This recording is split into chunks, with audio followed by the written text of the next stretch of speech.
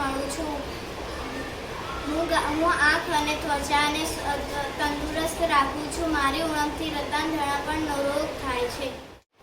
હું vitamin D છું. હું ઘઉં ચોખામાંથી મળું છું. મારી ઉણપથી બેરી રોગ થાય છે. હું વિટામિન સી છું. હું ખાટા ફળો આમળામાંથી મળું છું. હું રોગોથી રક્ષણ આપું છું. મારી ઉણપથી સ્કર્વી રોગ થાય છે. વિટામિન ડી છું. હું સૂર્યની કુમળા તડકામાંથી મળું છું. હું હાડકાં મજબૂત રાખું છું. મારી ઉણપથી સુક્તાન રોગ થાય છે.